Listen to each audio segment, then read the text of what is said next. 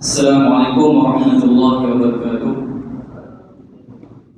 Ini memberkati majlis ilmu kita pada malam ini. Marilah sama-sama kita buka dengan umum kita Al-Fatihah.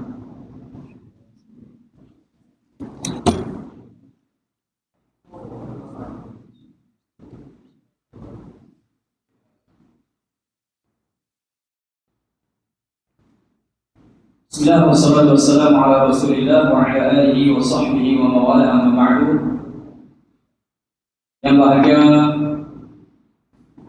Datuk Dr. Abdul Mu'adi Wilayah Zamri bin Ahmad selaku pembentang ilmu kita pada malam ini.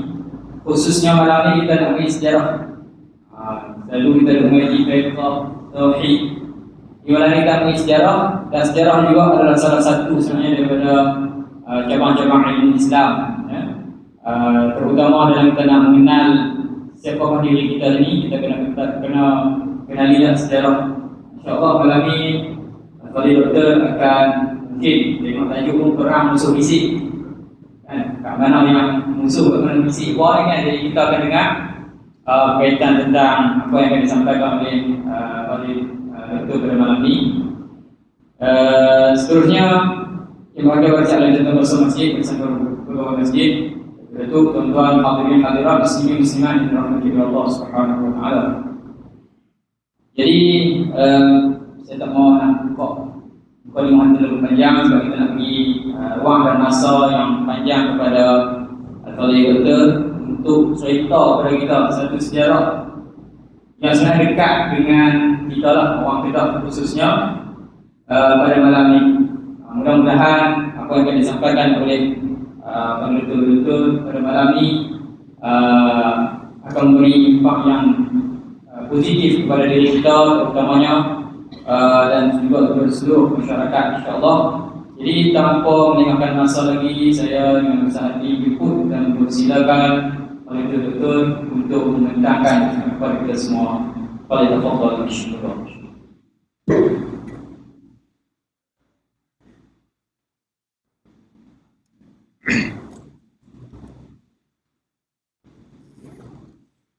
Ni. Boleh tambah lagi satu lagi. Besar nak. Ada lagi lah. Yang ni satu lagi. Ada lagi. Sudah. Besar lagi tu. Okey. Okey. Banyak ah. Okey.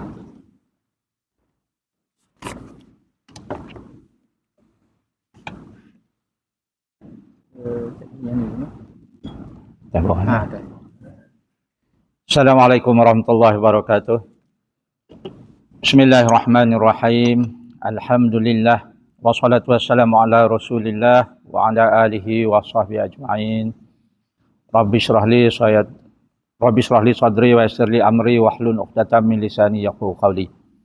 Yang saya muliakan pengacara majlis ilmu pada malam yang berbahagia ini, terusnya tuan-tuan puan-puan, barangkali kalau ada abang-abang, ya, anak-anak yang dirahmati oleh Allah. Terlebih dahulu izinkan saya untuk memanjatkan kesyukuran yang tidak terhingga kehadrat Allah Azza wa Jalla, yang kerana dengan limpah kurnia kekuatan serta inayah yang dianugerahkannya, maka kita dapat bersama-sama pada malam ini dalam majlis ilmu. Dan khusus pada malam ini, kalau dilihat pada tajuk yang diberikan kepada saya, bukan tajuk ni, tajuk dia lebih dramatik lagi, iaitu air mata Kedah. Air mata Kedah. Tetapi perbincangan berkaitan dengan air mata Kedah pada malam ini saya khususkan untuk mengaitkannya dengan peristiwa yang berlaku di tempat kita ini lebih kurang 202 tahun yang lalu. Kerana peristiwa itulah yang menyebabkan menitisnya air mata kita apabila kita terkenang. Dan saya kita juga seharusnya cuba mengaitkan dengan apa yang berlaku di tempat kita 202 tahun lalu itu dengan apa yang sedang berlaku sekarang ini kepada saudara-saudara kita di Gaza, di Palestin sana. Tidak banyak beza. Ya. Jadi apa yang akan kita bincangkan pada malam ini berkisar di seputar perang musuh bisik yang berlaku pada tahun 1821 dan berlanjutan selama lebih kurang 20 tahun. Sekaligus menjadi antara peperangan yang paling lama yang dihadapi oleh orang Melayu, iaitulah nenek moyang kita di negeri Kedah ini.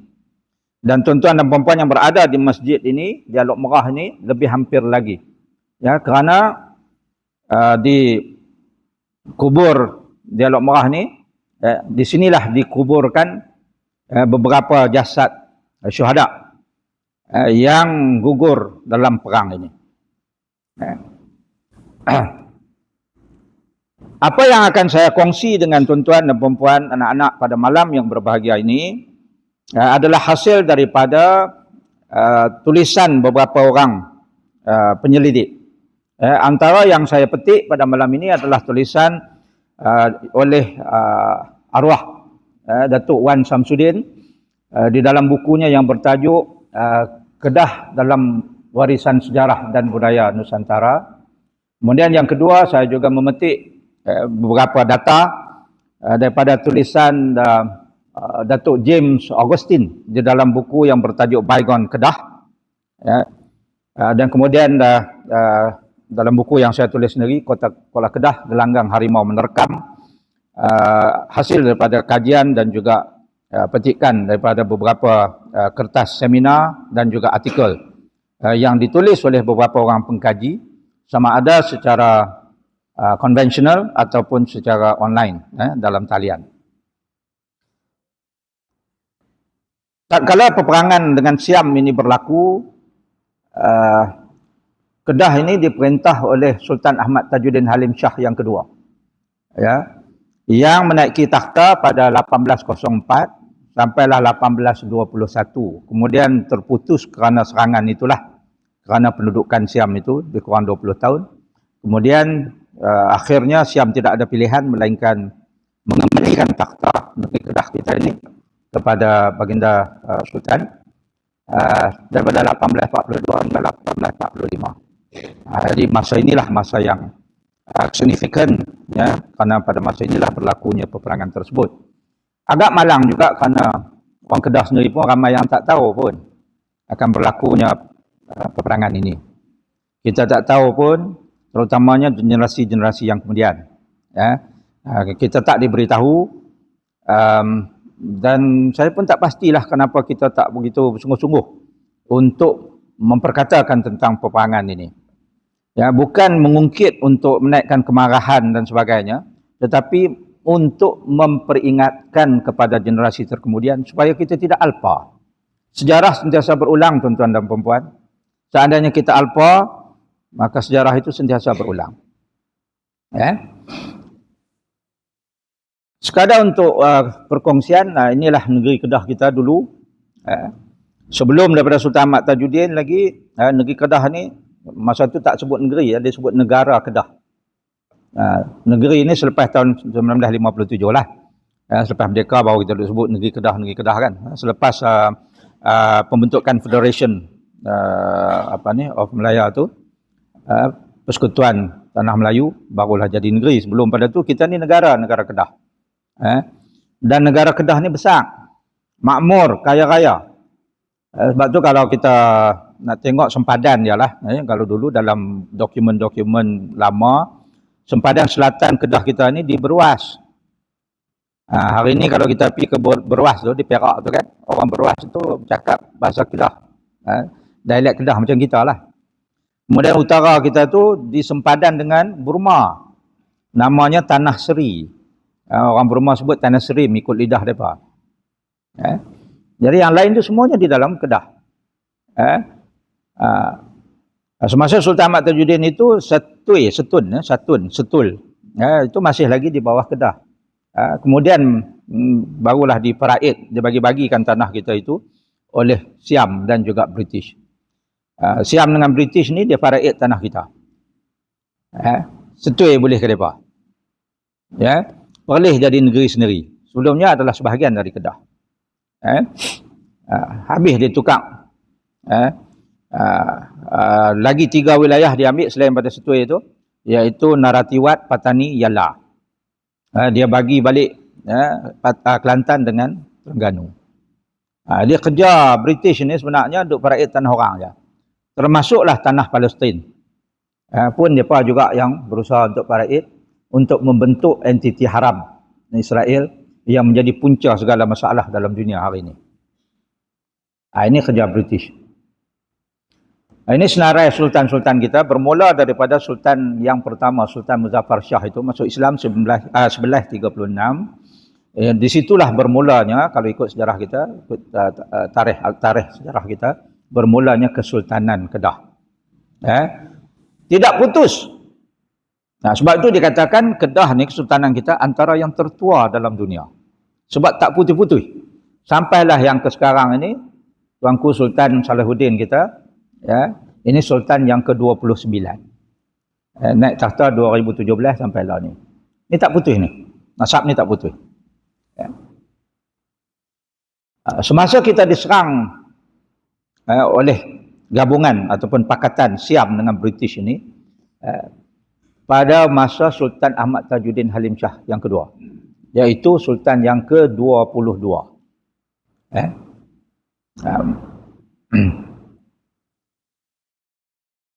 Jadi serangan itu berlaku di kota pertahanan kita, iaitu kota Kuala Kedah. Jadi tuan-tuan dan puan kena bayangkan apa yang akan saya kongsi malam ini, apa yang berlaku 202 tahun lalu.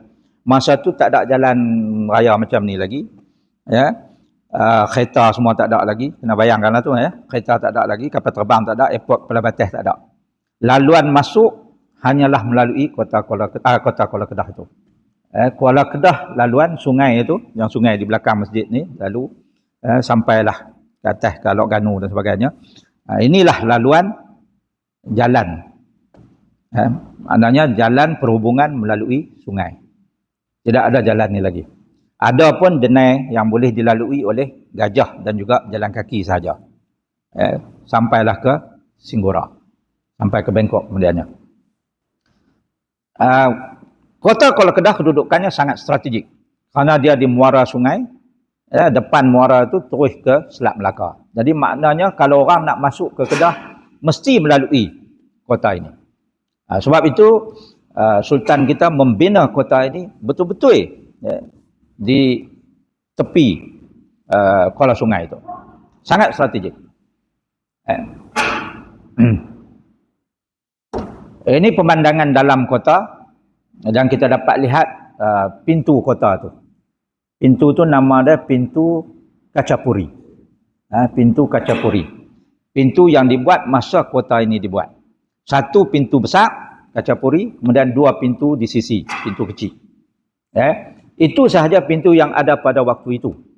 Tetapi 1909, apabila British menduduki kota itu, mereka membina satu lagi pintu yang ada sampai hari ini, yang disebut sebagai pintu Inggeris. Yang itu dibuat kemudian oleh British. Yang nenek moyang kita buat yang ni.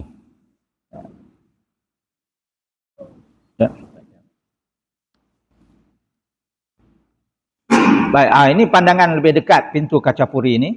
Pintu ini menghadap ke Alok Melaka. Alok Melaka ni alok yang digali di sebelah timur, di sebelah timur kota. Ini gambaran asai pintu yang sudah runtuh dalam tahun, kalau tak salah saya, lewat 60-an, awal 70-an gitu, dia runtuh sebab lama sangat. Kota ini mula dibina tahun 16 lebih. Kemudian kota ini menghadapi serangan, beberapa serangan sebelum diserang oleh Siam pun. Umpamanya kita pernah diserang, kota ini pernah diserang oleh Angkatan Aceh. Di bawah Sultan Iskandar Muda. Aceh katanya dalam bacaan saya lah, Aceh dengki sebab Kedah ini menghasilkan lada yang terbaik kualitinya. jadi menyaingi Aceh. Jadi dia geram, dia hantar tentera dia serang Kedah. Dia kidnap Sultan pada waktu itu bersama 2,000 orang Kedah. Pergi duduk di Aceh.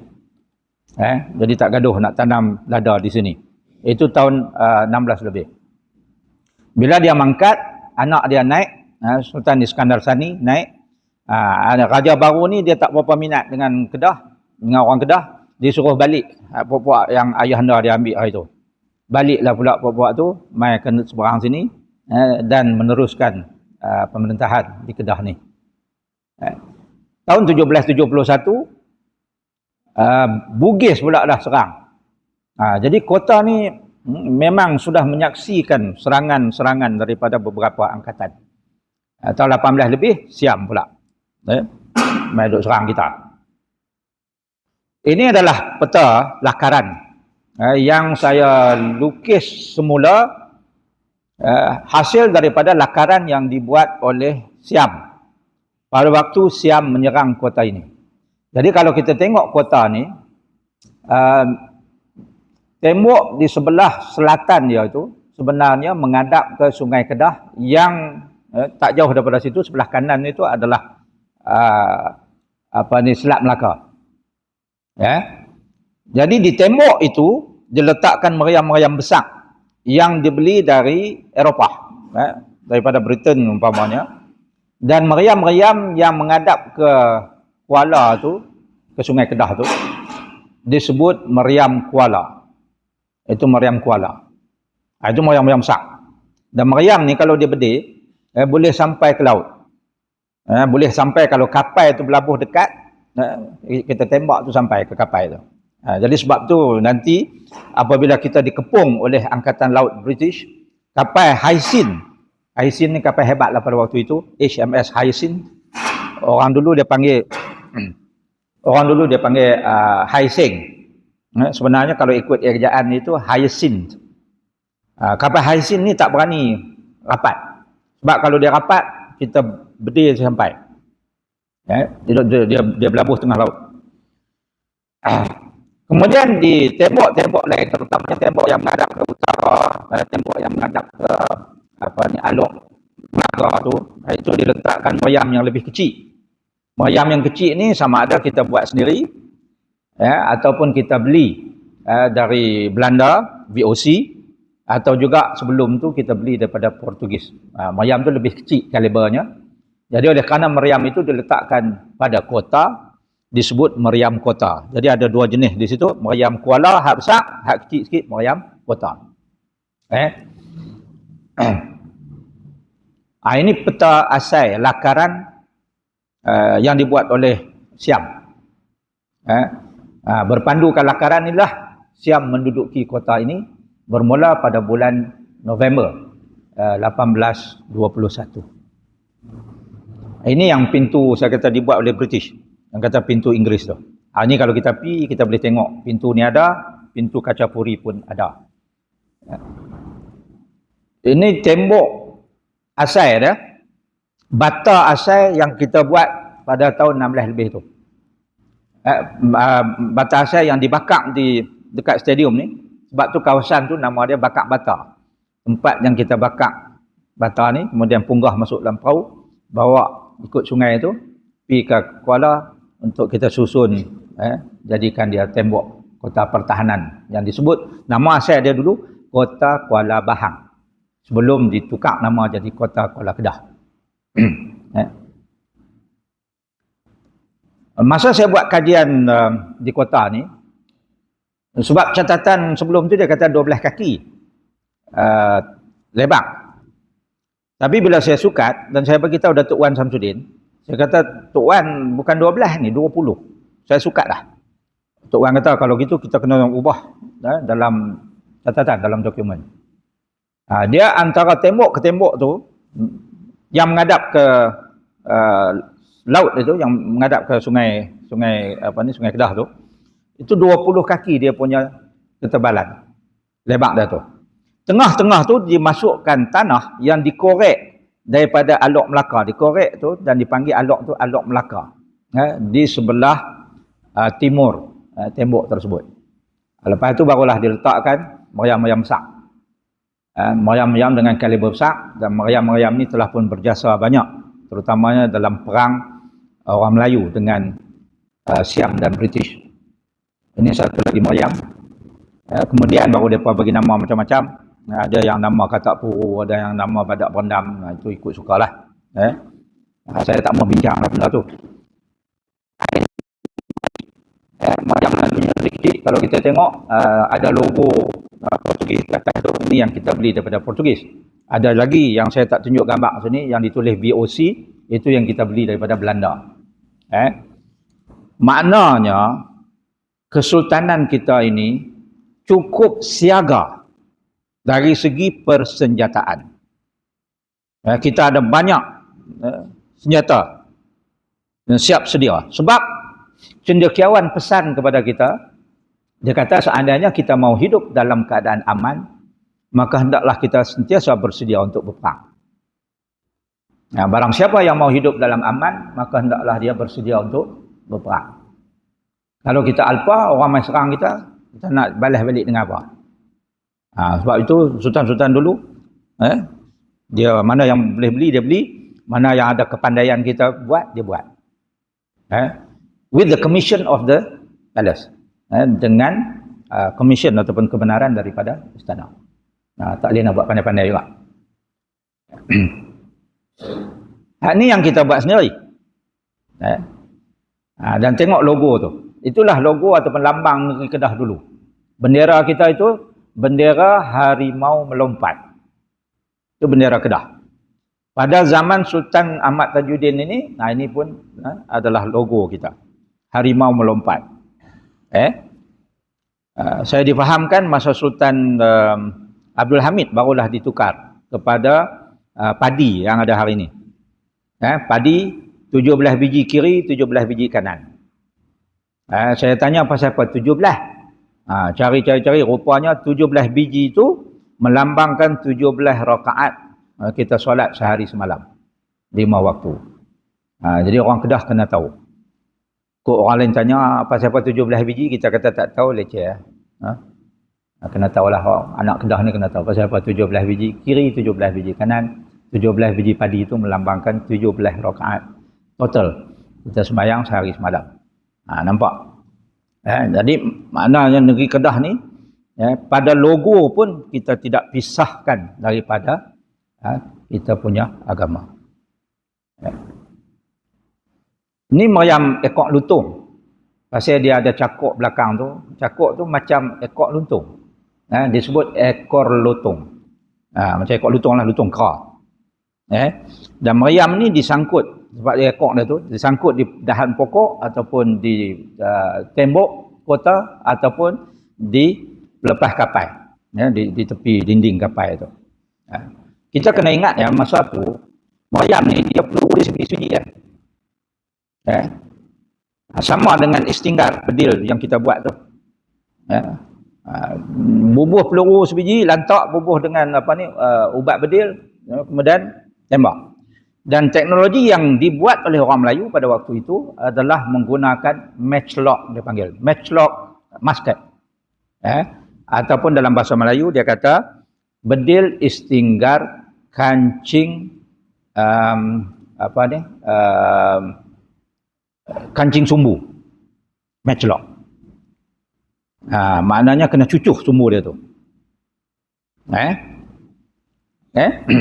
Yang itu kita dah ada teknologi itu. Nenek moyang kita dah boleh buat dan memang sudah buat sejak daripada zaman Portugis menyerang Melaka tahun 1511 lagi.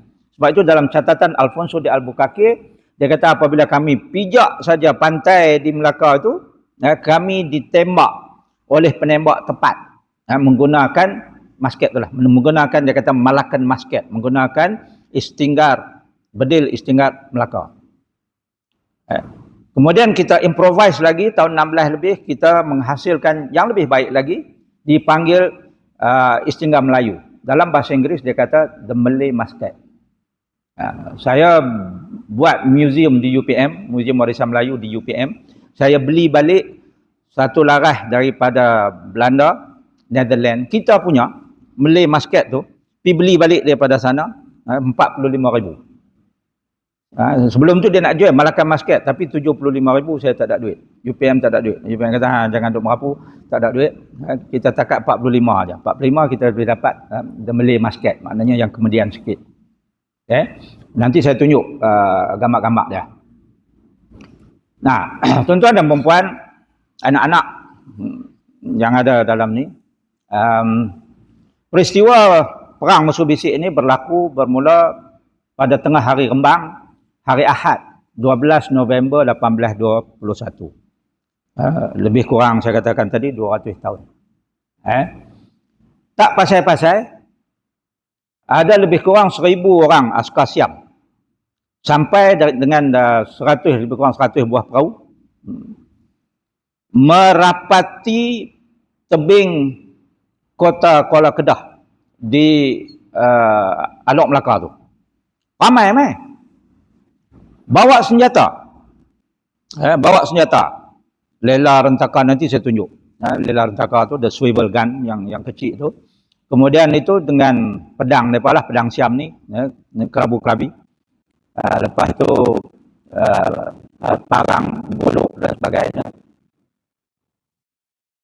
Dan apabila tengok ramai sangat sampai, penghulu kota pada waktu itu, dia terkejut. Awak main ramai sangat ni. Kan, dah tu bawa senjata pula tu. Lepas tu duk rapat, nak ragas naik tebing dah. Dia pun bagi tahu kepada utusan dia, yang paling laju dayung perahu pada waktu itu, dia kata hampir turut Datuk Bendahara dengan Datuk Laksmana. Yang pada waktu itu, pagi itu, dia main dialog start, ada urusan. Jadi dia pergi turut itu dan jumpa masa dua orang datuk tu tengah balik dah di Teluk Cengai. Jumpa di Teluk Cengai, dia kata Siam sampai ramai tu, dia penghulu kota suruh balik cepat. Jadi orang tua-tua tu pun kayuh cepat. Bendahara dah tua masa tu, kayuh cepat. Penghulu kota tadi tanya kepada ketua angkatan Siam tu, awak ramai ni? Sambil dia duk ragas naik tu, dia beritahu, dia kata kami main nak ambil beras. Kami minta beras lama dah. Kami main nak ambil beras pasal nak perang dengan Burma. Jadi penghulu kata, main nak ambil beras ramai lah. Kalau nak ambil beras, dekat 7-8 orang je kan tak? Ini ambil beras main 11,000. Ambil beras ke nak? Dia pun bisik kepada penembak-penembak meriam yang ada dalam kota tu. Dia kata, hampa hala meriam dekat perahu-perahu ni, tunggu isyarat. Kalau aku kata tembak, apa tembak? Pasal nampak gaya puak-puak ni pelik. Tengah dia duk bagi arahan itu, bendahara tadi dengan Laksmana pun sampai, naik ke pintu ayak. Pasal ketua Siam tu sudah pun mula naik pintu ayak. Ketua Siam yang mengetuai angkatan pada hari itu adalah anak kepada Raja Ligor sendiri. Raja Ligor pada masa itu ialah Chow Paya Nakuan Sitamarat. Itu nama dia. Anak dia hak mai di Kuala Kedah tu, anak dia nama Pia Buri Sakmuton. Dengan adik dia seorang lagi, Pia Nuncit. Jadi Pia belakang puak-puak ni.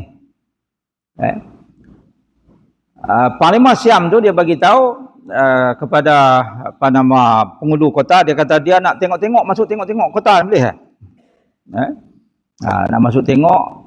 Penghulu kota kata tak ada masalah lah, masuklah. Sementara Datuk Laksmana dengan Datuk Bendahara naik ke pintu ayak tu. Jadi dia pun panggil orang dia, jom masuk. Dia pun masuk ke dalam tu, duk menilau, tengok meriam tentang mana apa semua. Dalam kota pada waktu itu ada Istana Sultan Ahmad Tajuddin, ada rumah panglima, ada barek, pengawal-pengawal. Kemudian ada penjara kecil di situ dan ada dewan tempat makan. Ya ada. Hari ni kalau kita pergi tu ada bangunan putih tu kan. Dia buat museum tu kan. Tourist Information Center tu, museum tu. Hak tu sebenarnya adalah sekolah sebenarnya. Yang tu dia bawa masuk kemudian. Yang asal dulu tu ada istana di dalam tu. Jadi sultan duduk di situ. Tapi sultan bukan hanya ada satu istana tu. Dia ada istana-istana lain lagi. Pada waktu Siam mai tu, Sultan Ahmad Tajuddin tidak berada di Kuala Kedah. Dia berada di Kuala Muda. Pada masa itu ada projek korek terusan. Jadi dia pergi tengok orang korek terusan di sana. Nasib baik dia tak ada. Nasib baik dia tak ada.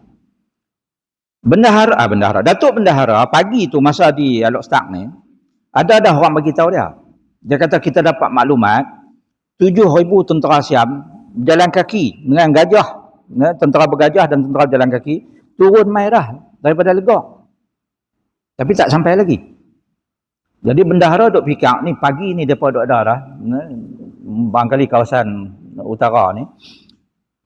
Sebelum asar sampai Kuala Kedah ni. Masa tu pun dia dah rasa tak sedap hati dah.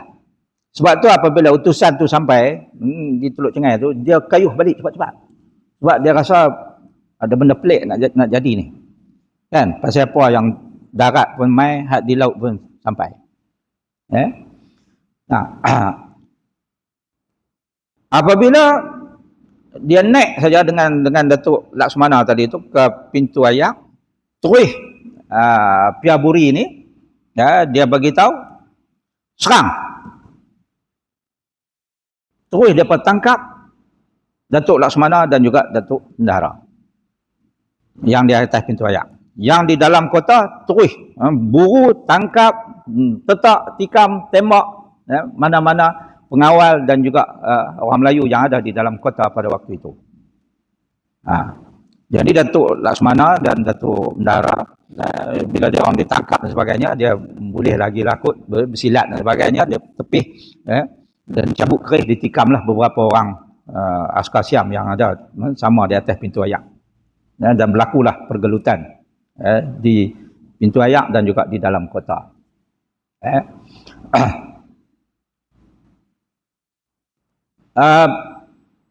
Selain daripada yang di dalam kota tu, sebab mereka ramai kan, di luar tu juga menyerang penduduk-penduduk yang ada di sekitar, di sekeliling kota itu.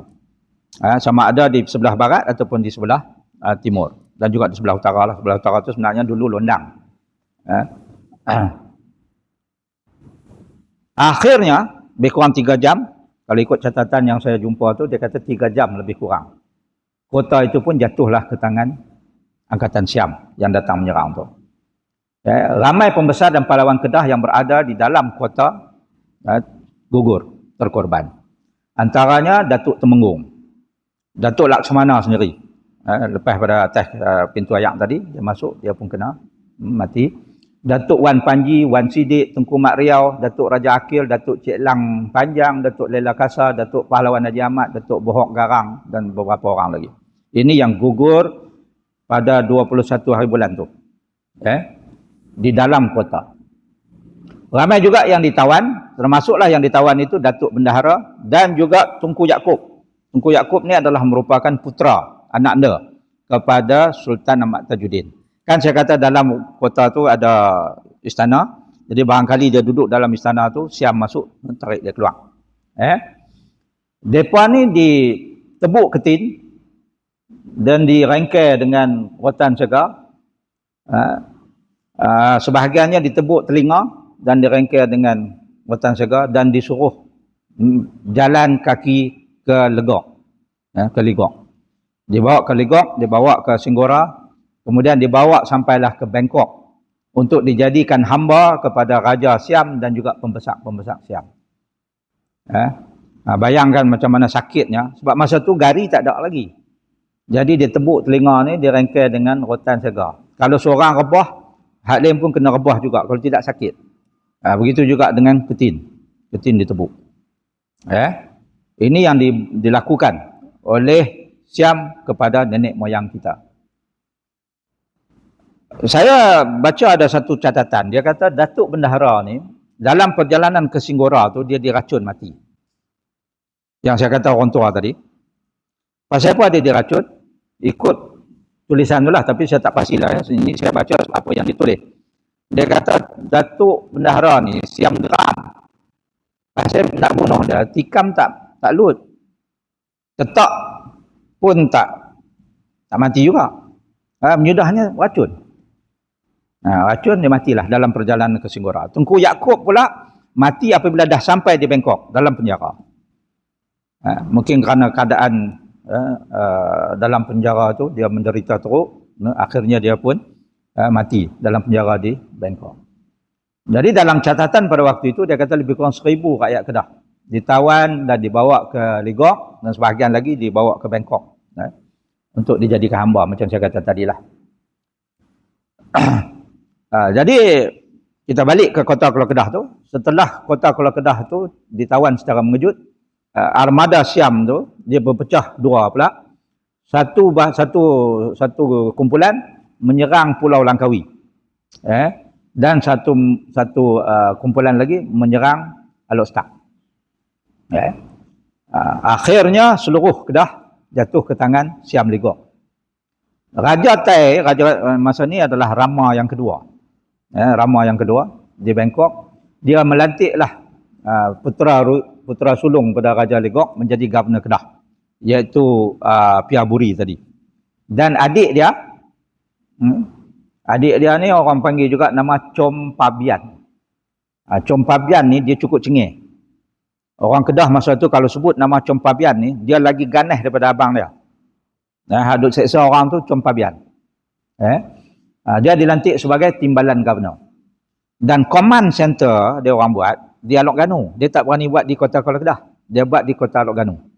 Kota Alok Ganu ni lebih kurang 15 batu lah ikut sungai ni daripada Kota Kuala Kedah.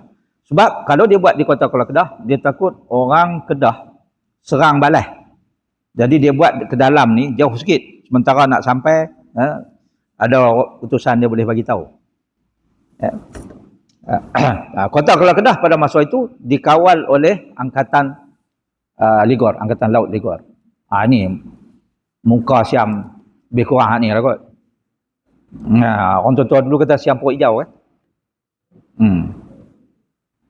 Siam Pok Hijau, orang tua-tua tu. Ingat tak dulu kita orang tua-tua duk kata pergi berjalan lah tengah kembang lagi Siam Pok Hijau.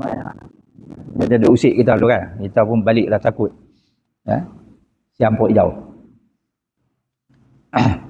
Jadi sewaktu Kota Kuala Kedah ditawan Siam Ligor, Angkatan Kedah berada pada masa itu mula-mulanya berada di Kuala Muda. Pagi Isnin, kena serang hari Ahad kan. Pagi Isnin itu utusan sampai kepada tuanku, beritahu Tuanku Sultan, tuanku sila berundur sekarang sebab Angkatan Laut Siam sedang menuju ke Kuala Muda untuk cari tuanku. Jadi tuanku pun naik gajah. Ini ikut catatan dia 5 ekor gajah. Merempuh hutan tebal daripada Kuala Muda itu untuk ke Perai. Kerana menunggu di Perai adinda tuanku untuk membawa tuanku menyeberangi selat Bagan itu ke Pulau Pinang. Pasal apa pergi Pulau Pinang? Sebab Pulau Pinang waktu itu ada British. Dan kita sudah tanda tangani 2 perjanjian dengan British. Satu, perjanjian sewaktu memajak Pulau Pinang pada tahun 1786. Yang kedua, perjanjian sewaktu memajak seberang Perai kepada British pada tahun 1800. Antara intipati kedua-dua perjanjian itu, British setuju untuk memberi perlindungan kepada Sultan dan juga memberi perlindungan kepada Kedah seandainya diancam musuh. Tapi tuan-tuan dan perempuan, anak-anak, Nabi pesan kat kita lama dah. Kalau buat perjanjian dengan puak-puak kapiak ni, kita kena hati-hati, kena jaga-jaga, kena sentiasa waham.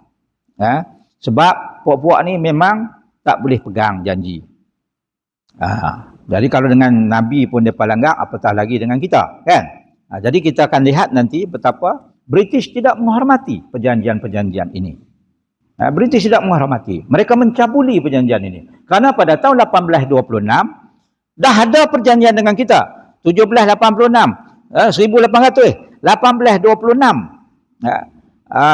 Henry Burney, dia sign pula satu perjanjian dengan Siam yang disebut sebagai Persetiaan Burney. Bahawa dia akan memberi perlindungan kepada Siam, dia tidak akan membantu Kedah. Ini talam dua muka British. Jadi Sultan akhirnya, saya pendekkan cerita lah, saya ikut tak ada habis juga, macam malam pun cerita tak habis juga di Kuala Kedah. Saya terkejut juga pasal orang Kuala Kedah ni tak tahu cerita ni.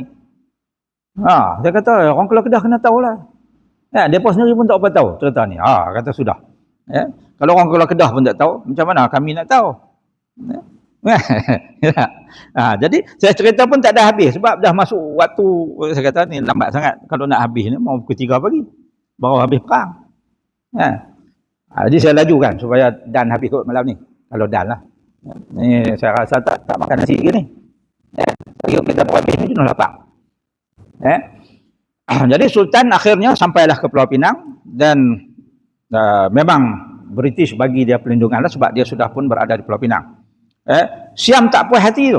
Dia cuba nak pergi kacau juga. Masa Sultan sudah pun berada di dalam sebuah rumah yang diberi keizinan duduk oleh British.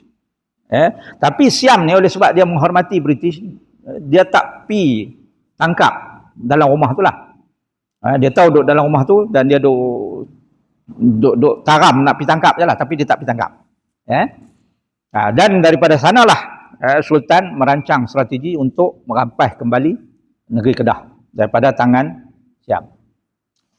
Nah, apa berlaku kepada penduduk di negeri Kedah? Sewaktu Sultan kita dan angkatan panglima-panglima kita berada di Pulau Pinang pada waktu itu, mereka sedang merancang strategi untuk merampas balik. Jadi apa berlaku pada penduduk Kedah ni? Apa berlaku pada orang yang dia duduk di anak bukit? Apa yang berlaku pada orang yang duduk di Alok Merah dan sebagainya ni? Apa yang berlaku? Siam mengamalkan apa yang disebut sebagai dasar bumi hangus. Apa dibuat? Wanita ditangkap, dirogol, diperkosa, lelaki dipasung, dipenggal kepala, dipijak kepala dengan gajah, dilenyit. Buat macam Yak Sam. Pijak dengan gajah. Ada tawanan yang dimasak hidup-hidup di dalam pokok yang berlubang. Pokok tu ada lubang, dia bubuh, dia bogelkan mangsa tu, dia masukkan dalam lubang tu dengan tangan terikat di belakang. Kemudian dia letak lemak binatang atas kepala. Pokok tu dia lomok dengan selut. Kemudian dia bakar. Supaya daging tawanan yang dalam tu masak perlahan-lahan. Dan akhirnya mati. Ini seksaan yang tak pernah orang lain buat dalam sejarah. Yang tak pernah kena kepada orang lain, melainkan orang Kedah. Satu lagi yang saya baca, tawanan yang di kawasan tepi sungai dibawa ke kawasan tepi sungai yang ada pokok nipah. Pokok nipah tumbuh tepi-tepi sungai kan. Kok sungai ni pun dulu ada banyak pokok nipah kan. Kalam mandi kita dulu kan dulu ada banyak pokok nipah. Pokok nipah tu ada pucuk dia. Pucuk baru tumbuh ni dia tajam macam lembing. Jadi tawanan itu dibawa, dia suruh duduk cangkung dan lembing pula ni apa ni, pucuk nipah tu tumbuh. Pucuk nipah ni ditumbuh cepat.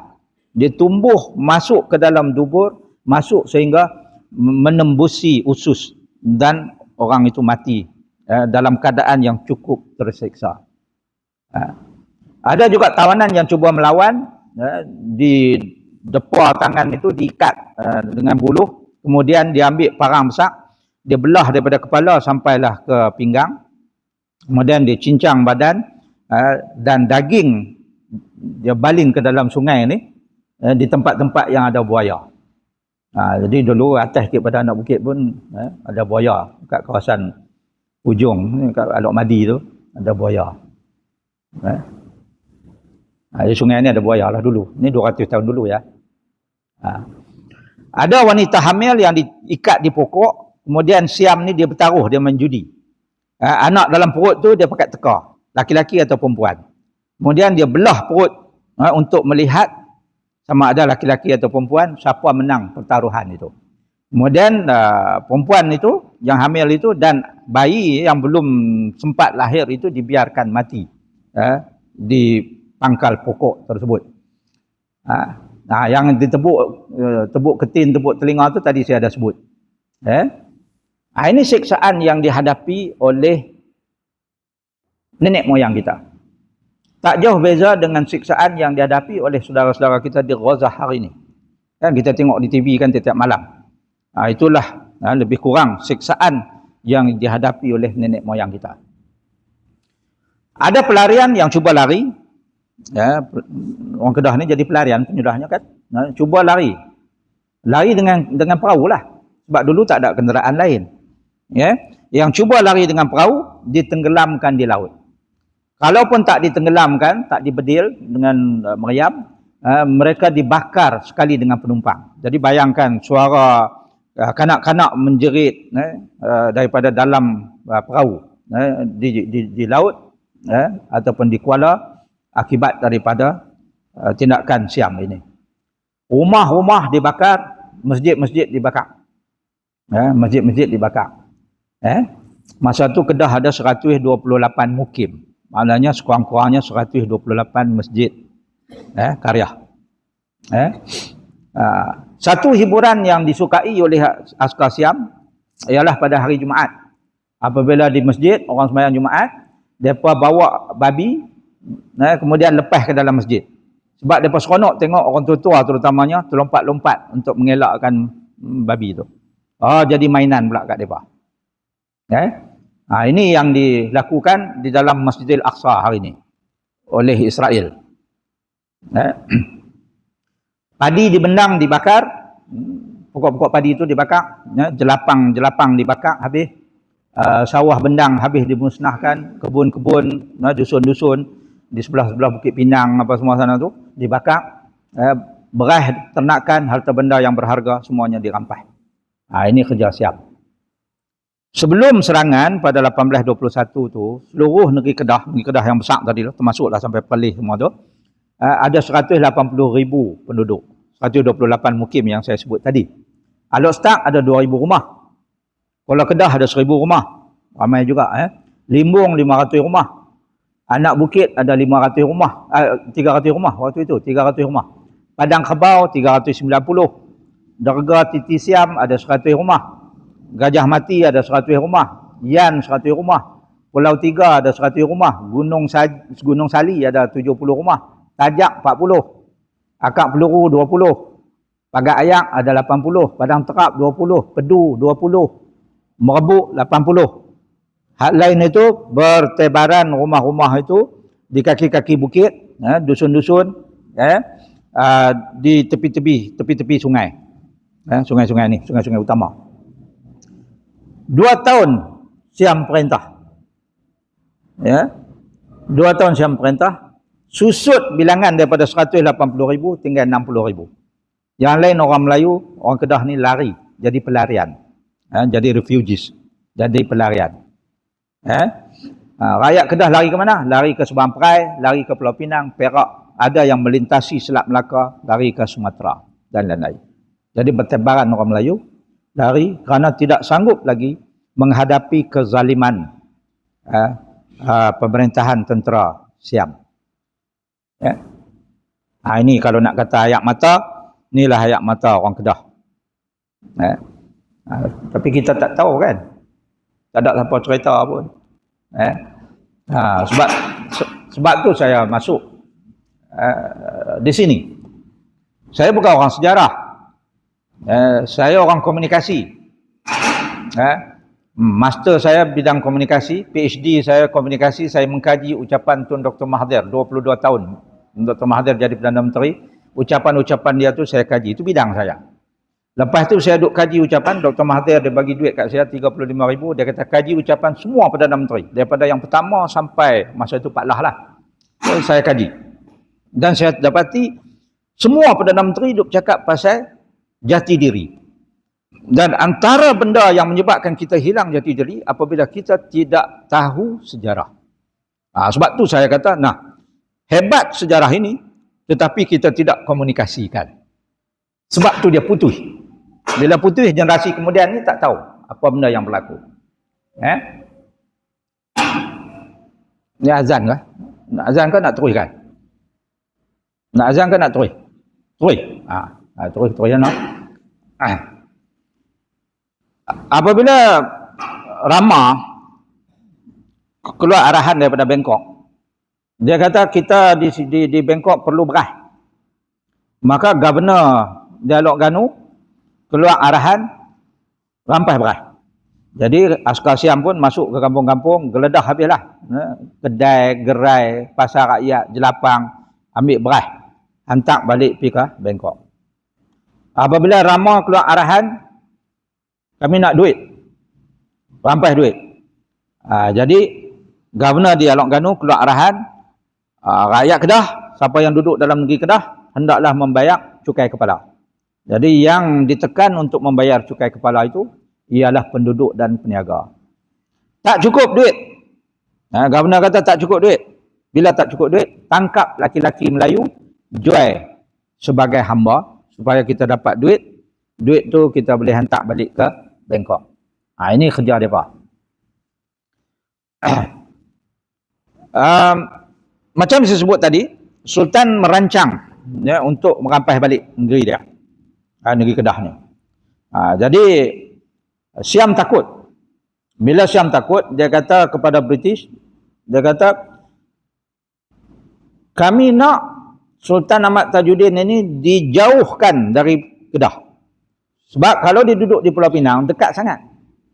Takut dia kumpul orang, dia serang balik. Dan orang Kedah pun berada di sekeliling. Kan? Yang jadi pelarian apa semua tu duduk sekeliling tu saja. Menunggu saja arahan untuk berkumpul dan menyerang balik. Jadi dia kata jauhkan Sultan. Dia suruh hantar pergi mana pun. Asal jangan berada di kawasan Pulau Pinang tu. Jadi Melaka pada waktu itu juga di bawah kuasa British. So British kata kalau macam tu kita hantar pergi Melaka lah. Maka Sultan pun dibawalah ke Melaka. Jadi jelas perjanjian 1786 dan 1800 itu dilanggar begitu saja oleh British. Anak saudara Sultan namanya Syed Zainal Abidin. Ini orang Kedah juga panggil dia Tunku Kudin. Tapi jangan celaru ini bukan Tunku Kudin yang terlibat dengan perang di Selangor. Yang tu Tunku Kudin lain. Dalam sejarah kita Tunku Kudin ada dua. Yang ini Tunku Kudin yang terlibat dengan perang musuh bisik, perang Siam. Lebih awal daripada Tunku Kudin yang terlibat dengan perang saudara di Selangor. Hak tu lain. Jangan silap. Tunku Kudin hak Selangor itulah yang rumah dia ada di Bukit Pinang. Yang tinggal Tunggui lah ni. Yang ramai orang duk kata Istana Raja Psiong. Padahal tak ada kaitan pun dengan Raja Psiong. Itu adalah Istana Tunku Kudin. Tunku Kudin yang terlibat dalam perang tu. Bukan dalam perang di Selangor. Bukan Tunku Kudin yang syahid di Kuala Kedah. Jadi Tunku Kudin ni, Syed Zainal Abidin ni, dia dibantu oleh Tunku Long Putih dan Tunku Sulaiman. Mereka pakat dan mula melancarkan gerakan awal untuk menawan balik Kedah melalui Kuala Kedah lah, kota Kuala Kedah tu. Pada tahun 1826, iaitu 5 tahun selepas Siam menduduki negeri Kedah. Gerakan ini dipatahkan. Kemudian 3 tahun lepas tu, dia cuba lagi tahun 1829. Percubaan ini juga gagal. Siam nak bunuh Tunku Kudin. Maka diupah. Ni saya nak bagi tahu ya. Ada tali barut. Sebab tu kita kena jaga-jaga. Puak-puak munafik ni kita kena jaga. Tali barut. Tali barut maknanya orang Melayu. Orang Melayu yang makan upah. Mereka ini diupah oleh Siam untuk membunuh Tunku Kudin. Satu malam mereka berjaya meletakkan bahan letupan di rumah Tunku Kudin dan berlaku satu letupan yang besar yang menyebabkan isteri Tunku Kudin meninggal dunia. Anak dia meninggal dunia dan Tunku Kudin sendiri pada malam itu terbakar sebahagian badan dia. Mereka tidak berjaya membunuh Tunku Kudin, tetapi letupan itu membunuh isteri dan anak-anak Tunku Kudin. Jadi Tunku Kudin kata, aku dah tak ada apa lagi dah. Rumah binasa, isteri yang disayangi pun mati, anak-anak pun mati. Jadi aku dah tak ada apa dah. Aku hanya nak mengembalikan Kedah kepada orang kita, kepada orang Kedah. Itu sebab semangat dia tu semakin berkobar-kobar lagi, dan akhirnya dia kumpul 2,000 orang prajurit yang berpusat di seberang perai itu untuk menyerang Siam di kota Kuala Kedah.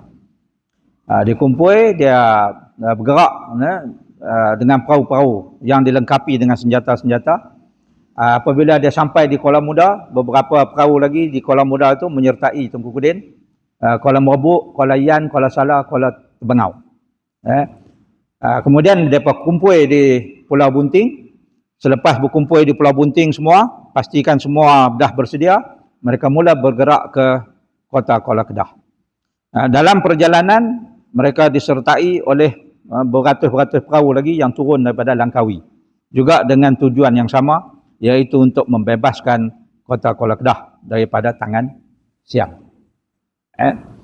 Tentera Siam yang duk berkawal di kota Kuala Kedah itu menembak angkatan Melayu Tunku Kudin ini dengan meriam, supaya pejuang-pejuang Melayu ni tak boleh memanjat tembok kota Kuala Kedah.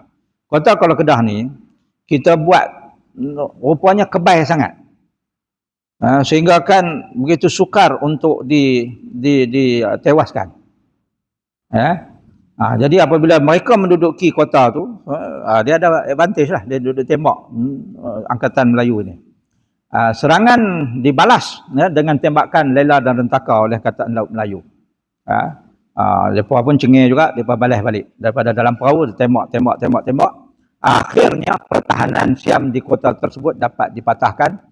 Tunku Kudin dan pengikut-pengikutnya berjaya memanjat masuk ke dalam kota, membunuh pahlawan-pahlawan Siam yang bertahan di dalam kota tersebut.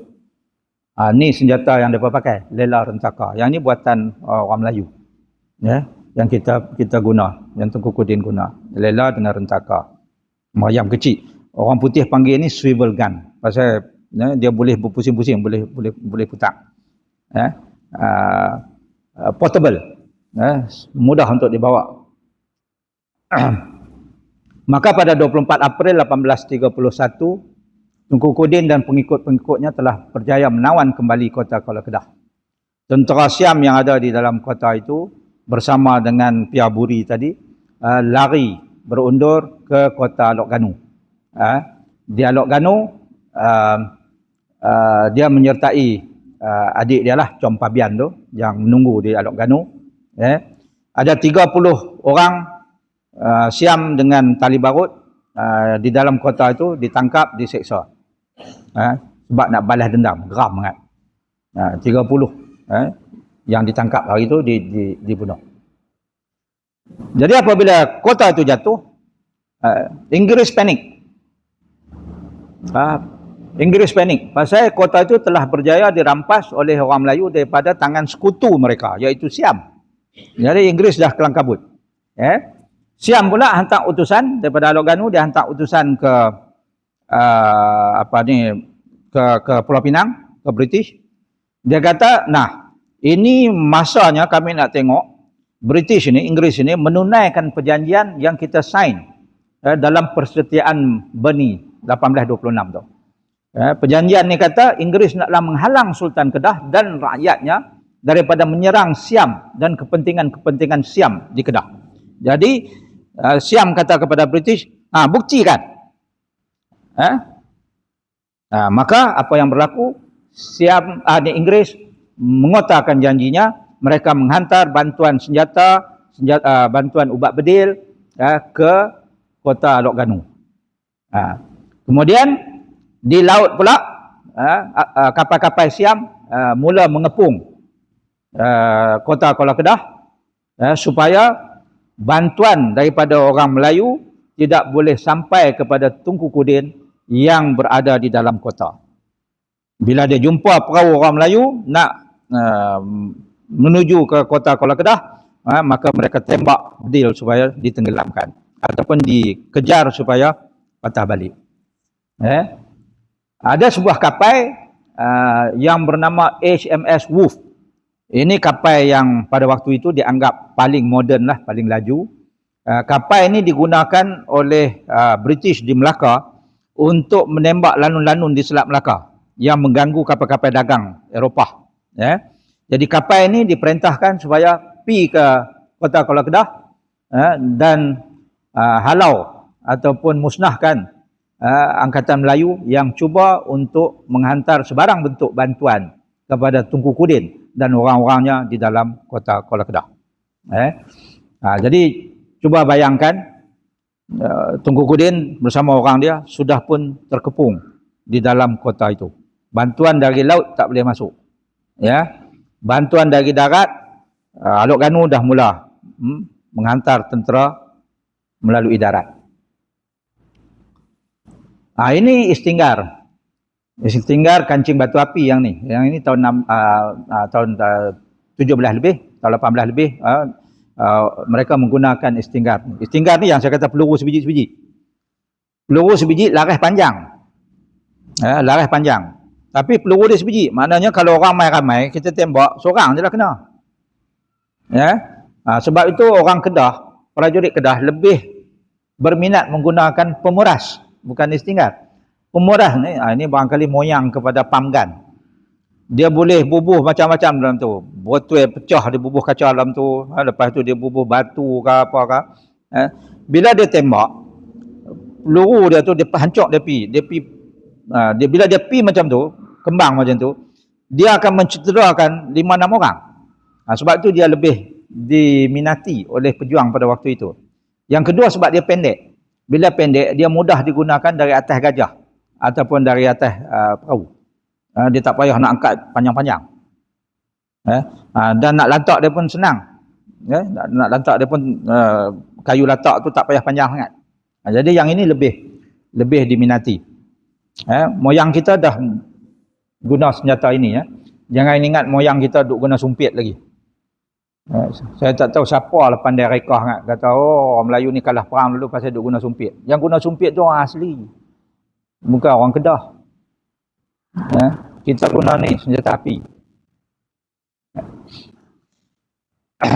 Jadi kerajaan Siam bersama dengan sekutunya Inggeris sama-sama mengisytiharkan pejuang-pejuang Melayu Kedah, Tunku Kudin dan orang-orangnya itu sebagai perompak, lanun, pengganas. Jadi model yang sama saja sekarang yang digunakan ke atas orang Islam. Kan Hamas itu disebut pengganas. Asal berjuang untuk Islam saja pengganas. Dulu Mujahidin pengganas juga. Kalau lawan mereka saja pengganas lalu. Jadi moyang kita itu dicop, pengganas, lanun, rompak, apa lagi yang negatif semua dilemparkan kepada kita. Padahal mereka yang mai rampas negara kita. Kita lawan balik, dituduh pengganas, lanun, rompak. Mereka mai merompak tu apa? Itu istilah apa nak guna? Kemenangan Angkatan Kedah tersebut tidak kekal lama. Angkatan Siam kembali menyerang dan mengasak sehingga pejuang-pejuang Kedah ini terkepung dan terpaksa bertahan di dalam kota Kuala Kedah. Jadi macam saya sebut tadi, akhirnya Angkatan Tunku Kudin terkepung di dalam kota Kuala Kedah itu. Nak keluar tak boleh, bantuan daripada luar pun tak boleh masuk. Bantuan kod darat tak boleh mai, bantuan kod laut pun tak boleh mai, dikepung oleh Angkatan Laut British. Nampak? Perahu-perahu Kedah yang cuba menghampiri kota itu dibedil dan ditenggelamkan. Ditembak oleh kapal-kapal Inggeris, terutamanya Wolf tadi dan juga Crocodile. Jadi ramai jugalah prajurit kita yang gugur syahid dan berkubur di dasar laut di sekeliling kota Kuala Kedah pada waktu itu. Walau bagaimanapun kekebalan kota Kuala Kedah itu menyebabkan sukar juga untuk Siam daripada Alok Ganu tu untuk mengambil balik kota tu. Dia nak masuk senang-senang payah pasal daripada dalam kota tu tembakkan keluar yang dia tak boleh tahan dan dia tak boleh nak rapat pun. Itu istimewanya kota Kuala Kedah tu. 7,000 Siam, tentera Siam, bantuan tentera Siam, 7,000 dengan 300 ekor gajah tiba di kota Kuala Kedah pada 4 Oktober 1831. Ini dari Legok.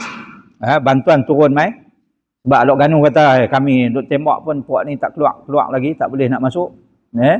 Jadi dia minta bantuan daripada Legok. Legok hantar mai 7,000. 7,000 mengepung 50 orang pejuang Kedah di dalam kota Kuala Kedah. 7,000 lawan dengan 50. Ini macam hari ini kita tengoklah. Israel dengan sekutu dia Amerika dan United Kingdom ya, mengepung saudara-saudara kita Ghazah ya, di Ghazah tu. Ya. Nah, kawasan yang kecil itu dikepung. Nak pergi ke laut pun tak boleh. Kan? Nak turun mai ke Mesir pun bengong juga. Ya. Saat dia nak buka pintu, saat dia tak mau buka pintu sempadan. Jadi terkepung dalam tu. Dan sama dengan apa yang dihadapi oleh moyang kita 200 tahun dulu. Terkepung. Siam ni dia terpaksa buat menara tinggi di pangkai pokok nyok untuk dia naik dan ditembak masuk ke dalam kota. Tentera Tunku Kudin daripada dalam kota guna meriam yang kecil tu tembak keluar. Kena puak-puak tu. Jadi sengit macam itulah hari-hari. Pada waktu yang sama bekalan ubat, bekalan makanan, bekalan ubat bedil untuk Tunku Kudin dan para pejuangnya sudah kehabisan. Pejuang Kedah terkepung sepenuhnya di dalam kota. Makanan pun tak ada dah, peluru pun habis dah, ubat bedil, sulfur tu, ubat bedil, lerang tu pun dah habis dah. Mereka terkepung di dalam kota Kuala Kedah. Dikepung oleh 7,000 angkatan Siam. Asalkan tentera Siam semakin sengit dan Tunku Kudin dan orangnya semakin tersepit, akhirnya setelah bertahan 5 bulan 15 hari, kota Kuala Kedah pun akhirnya jatuh semula ke tangan Siam. Bendera harimau melompat tidak dapat dipertahankan lagi. Bendera itu pun diturunkan oleh Siam. Inilah bendera kita di dalam kota Kuala Kedah dulu. Tak boleh lagi dia berkibar seperti ini, diturunkan. Tunku Kudin sendiri gugur syahid di dalam pertempuran tersebut. Kalau ikut peta yang Siam lukis tadi tu, yang saya tunjuk awal-awal tadi, Siam tandakan di sinilah mayat Tunku Kudin dijumpai. Sebab apabila mereka masuk ke dalam kota itu, Tunku Kudin sudah pun syahid. Dan mayatnya dijumpai di tembok yang menghadap ke sungai. Sungai Kuala Kedah tu. Maknanya di tepi tembok yang menghala ke sungai, ke laut. Bila Siam tengok, dapat pun dah mayat, dia geram. Apa yang dia buat? Dia angkat mayat tu, dia chop kepala. Potong kepala, dan kepala ni dibawa ke Legok dengan gajah untuk ditunjukkan kepada Chow Paya Nakhon Sitamarat, Raja Legor. Dalam pertempuran ini, tuan-tuan dan puan, anak-anak, 1,255 orang pejuang Kedah gugur syahid. Pejuang Kedah 1,255 orang gugur syahid. Daripada jumlah itu 655 orang adalah pejuang laki-laki dan 600 Sri Kandi pejuang perempuan. Maknanya hebatnya orang Kedah ni, bukan laki-laki saja, perempuan pun sanggup berjuang di medan. Itu yang 600 pejuang kita, tuk-tuk kita lah, gugur syahid. Bukan Tok Wan saja. Tok Wan 655, Tuk 600. Ini hebatnya semangat perjuangan orang Kedah. Siam Perut Hijau 700 mati. 700 mati dalam pertempuran tersebut.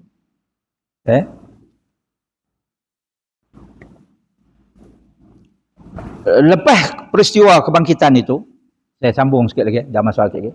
Lepas kebangkitan itu, pada tahun 1831, Kedah ni dah tinggal lebih kurang 20,000 saja orang. Tadi kan 60,000 kan.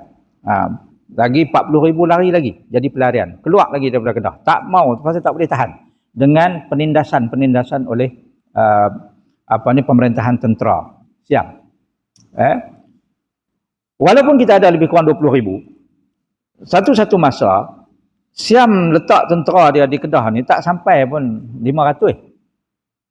Maknanya kota-kota kubu-kubu yang diduduki oleh Siam itu dikawal oleh tali barut.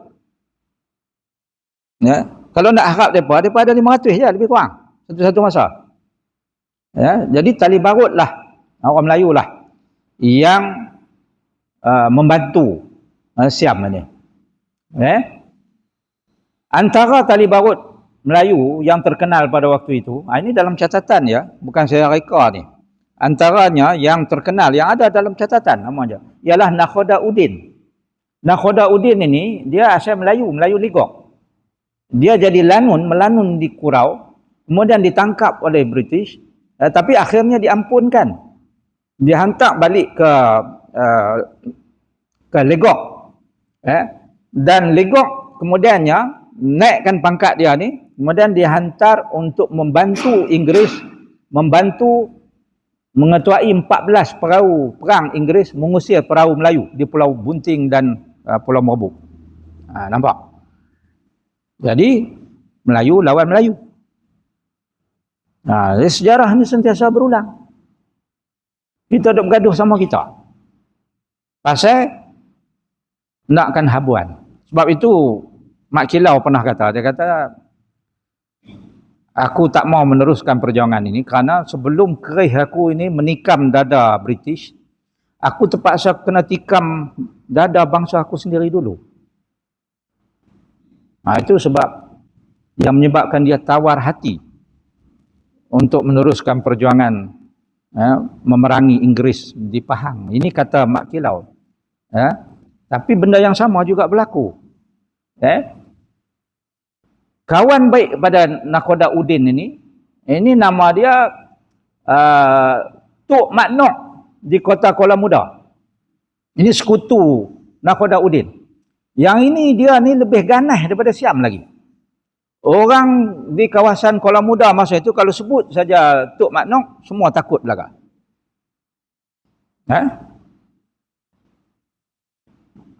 Jadi orang dengar nama dia pun takut.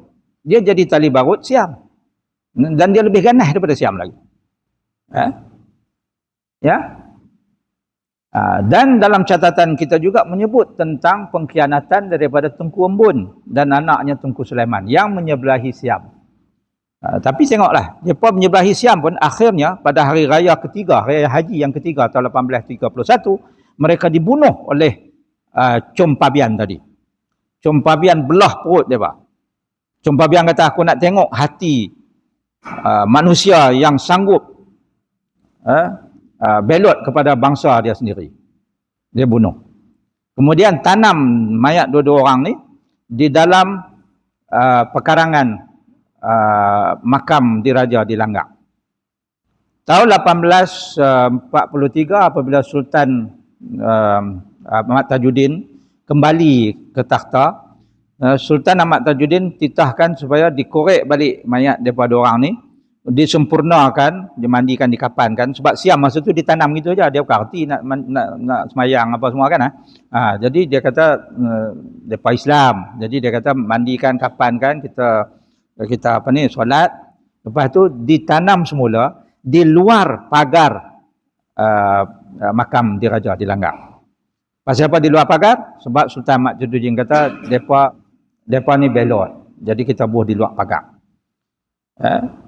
Kemudian apabila diluaskan kawasan makam diraja itu, pagar dia tu dibuka kan, diluaskan lagi. Dua-dua makam ini termasuk balik ke dalam pagar sebab dah diluaskan. Sampailah hari ini. Tetapi mengikut catatan dan mengikut orang yang jaga makam tu, dia kata dua makam tu yang paling orang tak melawat lah. Orang tak melawat lah tu. Maknanya kabat-kabat saudara mara mereka pun tak melawat. Kemudian ada dua orang panglima Melayu yang menjadi tali barut dalam sejarah. Seorang nama dia Panglima Yu. Panglima Yu ni Bugis sebenarnya. Bugis asal daripada Sulawesi, daripada Makassar. Dia ni pun jadi tali barut juga, selain daripada Panglima Barim. Barim tu nama Siam, nama Melayu dia Ibrahim. Ibrahim disebut Barim, jadi Panglima Barim. Dalam perang dengan Laksmana Wan Mak Ali kemudiannya di Pulau Songsong, Kedua-dua mereka ini ditewaskan dan mati di Pulau Songsong itu. Tapi Datuk Wan Mak Ali kata, kita kebumikan mereka cara Islam sebab mereka masih lagi Islam. Maka dikebumikan di Pulau Songsong. Ini tali barut juga. Jadi kita sedih pun ada sebab ada dalam kalangan kita ini yang sanggup menjadi tali barut. Tak berhenti di situ. Tahun 1838 lagi sekali Angkatan Perang Melayu Kedah dengan bantuan pejuang-pejuang Melayu dari wilayah sekitar diketuai oleh seorang lagi kerabat Sultan, Tunku Muhammad Saad bin Tunku Daud. Kali ini lagi kuat, 10,000 kita dapat kumpul orang 10,000 dengan 50 perahu perang yang lengkap dengan senjata, cuba untuk menyerang Siam. Kali ini lebih hebat lagi. Ini yang disebut sebagai perang musuh bisik yang kedua. Kebangkitan kedua kali ini dikepalai oleh Tunku Mat Saad. Kebangkitan yang pertama Tunku Kudin, kebangkitan yang kedua Tunku Mat Saad. Ini lagi hebat. Yang ini yang orang Melayu mengamuk hebat sebab kali ini orang Melayu disertai oleh bukan sahaja orang Kedah tetapi orang Perak di bawah pimpinan Raja Muda Perak sendiri. Kemudian daripada Berdage, Serdang di Sumatera sana turun mai, Siak juga turun mai.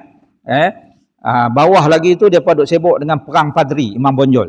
Jadi dia tak dapat nak hantar bantuan. Hulu Pahang, Terengganu, Kelantan, kemudian Patani juga menyertai kita. Sampailah kepada Mindanao dan juga Sulu. Hantar mai. Sebab itu kebangkitan yang kedua ni memang kebangkitan yang Siam kena teruk. Saya lajukanlah. Ini antara nama-nama panglima-panglima yang menyertai kebangkitan kedua, menyertai Tunku Muhammad Saad. Laksmana Datuk Wan Mak Ali ataupun disebut juga Wan Mali. Ini dari Langkawi. Datuk Setia Segara, Tunku Muhammad Akib dan Panglima Muhammad Taib Hitam dari Setui, Syed Hussein dan Wan Muhammad Arsyad dari Kayang, Tunku Abdullah Tok Moris dari Kubak Panjang, Pendang. Datuk Wan Daud dari Balin, Panglima Bukit Gantang dari Perak, Datuk Orang Kaya Tok Madi. Ni, Datuk Orang Kaya Bandar Baru Tok Madi ni, dari nama dia lah kita dapat nama Kampung Alok Madi. Ni ada sahabat-sahabat saya, saudara-saudara saya dari Alok Madi. Nama kampung kita ni ambil daripada nama Tok Madi ni. Yang juga turut memimpin ketumbukan tentera dalam kebangkitan yang kedua. Kemudian seorang ulama besar, anak kepada Mufti Kedah pada waktu itu, iaitu Syekh Abdul Samad Al-Falimbani dari Palembang. Syekh Samad Falimbani ni masa tu dia dah tua dah. Dia adik, abang dia ialah Syekh Wan Abdul Qadir. Juga anak kepada Mufti Kedah masa itu, iaitu Syekh Abdul Jalil Al-Mahdani. Jadi mereka juga terlibat dalam perang. Kita tengok saya selalu sebut bahawa orang dulu-dulu, pejuang-pejuang ni, kepala-kepala pejuang ini adalah orang agama, tuntut guru. Kalau kita baca kebangkitan di Pahang pun begitu, dikepalai oleh orang-orang agama, tuntut guru. Di Terengganu pun begitu, Tok Kupaloh, kan? Abdul Rahman Limbung, itu juga adalah merupakan orang agama. Di Kelantan Pasir Putih, yang duk sebut Tok Janggut tu, itu sebenarnya adalah Tuan Guru Haji Hasan bin Panglima Munas, yang balik dari Kelantan untuk meniupkan semangat jihad. Sebab masa itu balik dari Kelantan pula, balik daripada Mekah. Sebab itu di Mekah pada waktu itu British duk kacau Osmaniyah, dan Mufti Istanbul waktu itu mengeluarkan fatwa, barang siapa berperang melawan British, seandainya gugur, maka gugurnya itu dikira syahid. Jadi semangat itu yang dibawa balik oleh Tuan Guru Haji Muhammad Hasan itu. Jadi sini pun sama. Syekh Samad Al-Falimbani ni, yang mengarang kitab Hidayatus Salikin, Syairus Salikin, dia pun balik sebab abang dia bagi tahu kita tengah lawan dengan Siam dan British. Jadi kalau nak cari peluang untuk syahid, inilah masanya. Jadi dia balik mai. Dia balik mai. Angkatan Melayu yang besar itu dipecahkan kepada 4 ketumbukan. Ketumbukan yang pertama di bawah Tunku Mat Saad sendiri. Yang ini dia akan menyerang dan menduduki kota Singgora di Laut Cina Selatan. Maknanya dia akan serang sampai ke sana. Dan tujuan dia adalah untuk menjatuhkan, merampas balik kota Singgora. Ketumbukan yang kedua, di bawah pimpinan Datuk Wan Mat Ali tadi ni, menyerang Terang, Krabi dan Pulau Panjang dari darat dan laut serentak. Jadi Datuk Wan Mat Ali Langkawi ni, dia bawa ketumbukan dia untuk menyerang Terang, Krabi, Pulau Panjang. Di laut pun dia serang, di darat pun dia serang sekali serentak. Kumpulan yang ketiga di bawah Putera Patani, tak ingat nama puteranya, ini menyerang dan membebaskan negeri Patani. Jadi sebahagian daripada pasukan Kedah menyertai pasukan Patani ini. Syekh Samad Palimbani tadi menyertai tumbukan yang kedua, yang grup Langkawi tu. Yang keempat di bawah Tunku Mak Kip, ini menyerang kota Kuala Kedah dan kemudian menjadi pasukan backup daripada belakang. Mana-mana 3 pasukan tadi yang belum selesai, belum beres, yang perlu bantuan, maka ketumbukan yang keempat ni dia akan pergi bantu. Jadi kita tengok strategi perang yang begitu strategik sekali. Hasilnya, angkatan ini dapat menyerang kedudukan Siam di Kedah dan bergerak ke utara dari darat dan laut serentak. Dan ini melumpuhkan sama sekali tentera Siam di semua kedudukan. Jadi dalam masa yang singkat, kota Kuala Kedah jatuh, Alok Stak jatuh, Alok Ganu pun, kota Alok Ganu pun jatuh. Adalah sikit penentangan di kota Alok Ganu dengan Com Pabian tadi. Tapi oleh kerana serangan itu terlampau hebat sangat, Pia Buri Sat Nuton dengan adik dia sekali lari. Dengan 4-5 orang askar Siam yang masih selamat, lari ke Patalong. Lari ke Patalong. Kota Alok Ganu hancur.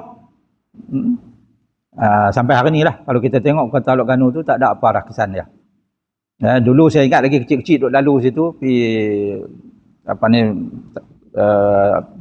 Titi Baru, nampak lagi batu-batu tu kan. Lah ni tak ada lah. Tanya orang kampung, dia kata katuk habis dah buat dapur lah apalah. Tak ada langsung lah. Tak ada kesan lah di Alok Ganu tu. Tunku Muhammad Saad merampas kembali kota Kuala Kedah pada 4 hari bulan Ogos 1838. Dan langsung dia lantik seorang kerabat lagi nama Said Husin untuk menjadi penghulu kota. Siam kelang kabut. Lagi sekali dia hantar utusan kepada Pulau Pinang, British. Dia kata, tolong ingat balik perjanjian kita, kepung orang Kedah ni. Mereka dah rampas balik dah negeri Kedah ni. Maka British menghantar Captain Warren, iaitu kapten kapal perang mereka HMS Haisin, ke Kuala Kedah. Apabila dia sampai ke Kuala Kedah, dia nampak bendera harimau melompat tadi berkibar kembali di kota itu, dan dia pun hantar warning, hantar amaran kepada Tunku Mat Saad. Dia kata, serah balik kota ni kepada Siam. Hampa punya perbuatan ini menyebabkan British marah. Menyebabkan syarikat marah. Syarikat tu dia merujuk kepada Syarikat Hindia Timur. The British East India Company. Dia kata East India Company mesti marah punya ni, hampa punya perbuatan ni. Baik, hampa serah balik. Maka disambut dan dijawab oleh Tunku Mat Saad. Ini kata-kata Tunku Mat Saad. Dia kata, beritahu syarikat tersebut, kami telah menawan semula Kedah yang merupakan hak milik kami sebenarnya. Tidak ada undang-undang yang boleh memansuhkannya. Dan selagi kami dapat menghunuskan pedang atau memegang lembing, kami akan mengekalkan warisan yang diperturunkan daripada nenek moyang kami. Saya tulis kata-kata ni dalam buku saya. Sultan Salahuddin, dia tengok, dia minta kata-kata tu sebab dia nak print, nak letak dalam pejabat dia. Sebab ini adalah merupakan sumpah, sumpah seorang kerabat untuk mengambil balik negeri dia yang hilang. Lepas ni semangat ambil balik Pulau Pinang sudah. Payah saya nak menjawab. Datuk Wan Mat Ali bergerak ke utara dan merampas Setui. Tentera Siam dihalau keluar dari Kedah. Jadi lepas Setui jatuh, Siam pun dihalau keluar daripada Kedah. Maknanya Siam tu dah habis, kalah di Kedah. Tunku Mat Saad marah ke Cenak. Kereman, Kota Baru, kemudian Kuala Bekah, Patani.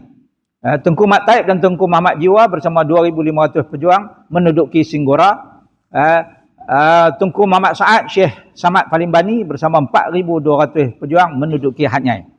Jadi kita orang Melayu ni dah mula menduduki balik selatan Tai itu. Patani buat kali pertama dibebaskan daripada cengkaman Siam. Sampai ke Singgora,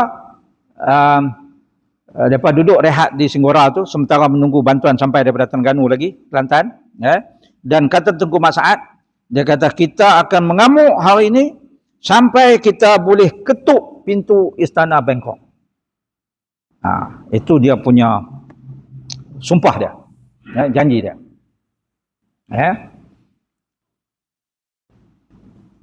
Kemudian masa menunggu itu di Singgora, di Hat Nyai ini, Syekh Samad Palimbani mengarang serangkap syair dalam bahasa Arab merakam manisnya kejayaan perjuangan Kedah ini. Antara lain kalau kita terjemah secara kasar lah daripada bahasa Arab tu, dia kata putra bukan sebarang putra, putra Raja Sultan pilihan, negeri Kedah telah berjaya mengecap nikmat anugerah Tuhan. Agama Islam bergerak semula begitu lama dalam tekanan. Tapi tak lama kemudian kerajaan Selat, kerajaan Inggeris di Melaka, di Singapura memberi bantuan kepada sekutu mereka Siam. Jadi Pakatan Tentera Siam Inggeris ini menggempur pejuang-pejuang Melayu dan mengasak mereka dengan hebat sekali. 2,000 Siam dan 500 Cina dari Singgora turut bergabung dan menggempur angkatan Melayu. Hasil daripada serangan ini 150 orang syahid. 20 hari mereka bertempur dan oleh kerana serangan balas yang terlalu hebat dalam bulan Februari 1839, Tengku Mat Saad sekali lagi terpaksa retreat, terpaksa berundur ke selatan. Inilah rupa Siam hijau yang lawan dengan moyang kita tu. Bodoh ke main? Dalam pertempuran ini ramai pahlawan Kedah dan pahlawan Melayu lain yang turut sama berjuang gugur syahid. Antara yang syahid dalam perang Hat Nyai 20 hari itu ialah Syekh Samad Al-Palimbani. Beliau syahid ditembak di Hat Nyai itu. Kemudian kepalanya dipotong, dipancung dan dibawa ke Bangkok. Badannya ditinggalkan dan dikebumikan di sebuah kampung yang bernama Ban Trap. Ban tu kampung, kampung Trap lah, tapi dalam bahasa Siam disebut Ban Trap. Dalam kebun getah Cina. Hari ini kalau kita pi kampung tu boleh tengoklah makam Syekh Abdul Samad Al-Palimbani. Ini dulu gambar lama. Beberapa orang pergi melawat lama. Lah ni depa buat binaan sikitlah. Kalau dulu tak ada binaan apa-apa. Ini kemudian. Yang ini adalah merupakan panji-panji yang ditulis oleh Syekh Samad Palimbani yang diserahkan kepada Datuk Wan Mak Ali, yang memimpin ketumbukan yang kedua tadi tu, yang daripada Langkawi. Ini terjemahan dia dalam bahasa Melayu dalam tulisan Rumi kita. Kota Lok Ganu dan Kota Padang Sejana jatuh kembali ke tangan Siam. Syed Husin dan Panglima Hitam Syed Husin, penghulu kota tadi itu, gugur bersama prajurit mereka. Akhirnya Angkatan Tengku Mat Saad berjaya diundurkan sehingga ke Kota Kuala Kedah. Balik ke Kota Kuala Kedah, bergabung dengan pasukan Tengku Abdullah. Selain itu disertai oleh Tengku Muhammad Zawawi dan Tengku Muhammad Taib. Dan di dalam kota inilah akhirnya tinggal 500 pejuang Melayu daripada beribu tadi. Tinggal 500 pejuang Melayu bertahan buat kali terakhir.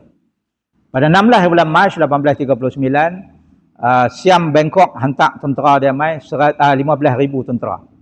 Yang lebih lengkap dengan senjata-senjata terbaru yang diberi oleh East India Company. Senjata mereka ada CHOP East India Company, yang dihantar daripada Melaka dan juga daripada Singapura tadi. Ketumbukan yang menggunakan bedil istingga bantuan syarikat India Timur ini menyerang Kota Kuala Kedah dari darat. Di laut, Haisin dengan kekuatan 18 laras meriam mengepung dan membedil pasukan Melayu. Hyacinth ini ada kapal pengiring dia 3 biji, iaitu emerald, pearl dan juga diamond. Turut sama menggempur. Ini gambaran hyacinth ni. Akhirnya kota Alok Ganu jatuh balik ke tangan Siam, dan Siam dapat balik akses kepada meriam besar mereka. Meriam tu dah lama tak diguna, tapi mereka dapat balik. Mereka bawa berkumpul di Gunung Kriang. Gunung Kriang menjadi command center yang kedua, sebab Gunung Kriang itu lebih dekat dengan kota Kuala Kedah. Siang dia balik ke Gunung Kriang, malam dia menyerang kota Kuala Kedah. 19 Mac 1839, seluruh pekan kota Kuala Kedah dikuasai oleh askar Siam. Siam masuk balik. Penembak-penembak tepat mereka ditempatkan di setiap penjuru di pekan tersebut. Mana-mana jumpa orang Melayu, mereka akan tangkap dan bunuh dengan kejam. Jadi yang di dalam kota itu, Tengku Masaat dan juga pejuang-pejuangnya sudah tidak ada pilihan lain. Berjuanglah sampai titis darah yang terakhir. Bersama tentera Tengku Masaat ini adalah 15 orang supai ataupun sepahi. Supui India Islam ni. Mereka juga turut melepaskan tembakan ke arah Siam. Akhirnya tinggal 200 orang di pasukan orang Kedah kita ni. Tengku Masaat dan juga pejuangnya tinggal 200. Mereka sudah dikepung dari setiap sudut oleh musuh yang terlalu ramai. Dan harapan untuk menang sudah tidak ada. Tak ada pilihan lain melainkan berjuang sehingga syahid. Tapi meriam-meriam yang ada di dalam itu masih lagi meletup dengan tembakan 18 pounder. Musuh pula tembak daripada luar dengan peluru istinggar. Dan yang di dalam kota tu bila seorang syahid, seorang lagi ganti, begitulah sampai habis. Ataupun sampai cedera. Akhirnya supui yang ada tu diberi arahan, tembaklah sampai habis peluru. Dengan bilangan peluru yang ada ni, kita boleh bertahan 2 jam lagi. Dia pun tembak sampai 2 jam. 15 supui ni pun lari terjun dalam Alok Melaka. Ada yang tenggelam, lemah, ada yang dapat menyelamatkan diri ataupun ditangkap oleh British yang mengawal di laut itu. Pada subuh 20 Mac 1839, kota Kuala Kedah berjaya ditawan sepenuhnya oleh tentera Siam. Dan hampir kesemua pahlawan Melayu yang mempertahankan kota tersebut gugur syahid. Tengku Masaat, Tengku Abdullah, Datuk Muhammad Taib Hitam dan Laksmana Datuk Mak Ali dapat meloloskan diri daripada kepungan Siam. Mereka keluar dan berkumpul kembali untuk merancang serangan seterusnya. Pejuang yang syahid di dalam kota dikebumikan, ditanam di dalam kota itu. Mana yang selamat dibawa keluar. Apabila mereka mati, syahid, mereka ditanam di tapak Masjid Zahir. Pada tahun 1913, apabila kerajaan nak bina Masjid Zahir itu, makam mereka dikorek dan mayat itu dipindahkan. Sebahagiannya dibawa ke kubur di Akak Peluru. Sebahagian lagi dibawa ke Alok Merah. Itu sebab saya kata ni dekat dengan tuan-tuan dan perempuan. Dimakamkan di pekarangan masjid ni lah sebahagiannya. Ada lagi yang terlibat dalam perang di Alok Ganu tu, yang syahid, kemudiannya dikebumikan di tapak kilang LPN Anak Bukit. Pada tahun 1920, masa British nak buat kilang padi di situ. Masa tu tak nama LPN lagi, kan? British punya kilang. Jadi dia upah orang Melayu di kampung berdekatan tu, termasuk kampung Alok Madi lah, suruh tolong korek dan alihkan mayat yang ditanam dikubur di tapak kilang tu. Dan kereta orang tua-tua, dia kata masa korek tu ada sebahagian mayat itu masih segar, masih merah. Sedangkan selang masa itu 90 tahun dah masa tu, tahun 1920. Kejadian ini tahun 1839, 38 begitu. Jadi mayat-mayat itu dialihkan, termasuklah ke kubur-kubur yang berdekatan, kampung-kampung yang berdekatan dengan kilang tersebut. Jadi inilah yang berlaku kepada nenek moyang kita dalam perjuangan pada tahun 1839 itu. Dah 9.30 dah, saya pun nak berhenti sini. Cerita perang ni tak habis panjang ni sebenarnya, kan? Tapi oleh kerana Siam akhirnya dia sedar bahawa dia tak boleh memerintah dengan tenang. Dan di Kedah pun orang dah lari keluar. Kedah ni sudah tidak makmur. Kedah sebagai pengeluar padi pun, beras pun dah tak ada orang nak buat kerja lagi dah. Orang dah lari keluar habis, kan? Jadi Siam pun akhirnya dengan diplomasi daripada Tengku Anum bersetuju akur kepada proposal untuk mengembalikan Sultan Ahmad Tajuddin. Ambil bawa balik dia, bagi balik negeri Kedah. Jadi akhirnya Sultan dikembalikan ke takhta dan Kedah diberi ruang untuk memerintah sendiri. Tapi suruh hantar 3 tahun sekali, hantar ufti bunga mah, bunga perak ke Siam. Jadi itulah yang berlaku. Tetapi yang kita nak ambil iktibar di sini ialah betapa semangat perjuangan daripada nenek moyang kita orang Kedah itu tidak pernah padam. Kerana perjuangan-perjuangan itu kemudian diteruskan lagi. Sampailah hari ini. Kita tak boleh berhenti daripada berjuang. Mungkinlah ni kita tak perang lah, tak gaduh perang. Tetapi kita berjuang cara lain. Berjuang mencari ilmu, berjuang untuk bersatu padu, supaya kita menjadi satu ketumbukan bangsa yang kuat, yang hebat. Saya kira sampai di sini dulu, jam 9.30 dah. Tuan-tuan dan perempuan pun nampak gaya ada yang dah lapak. Esok sebahagian daripada tuan-tuan mungkin bekerja di Kedah ni. Jadi saya mohon perbincangan kita sampai di sini dulu. Sekiranya ada salah silap fakta dan sebagainya, saya minta maaf banyak-banyak. Mudah-mudahan Allah Ta'ala mengampunkan kita dan Allah Ta'ala memberi keredaan kepada kita.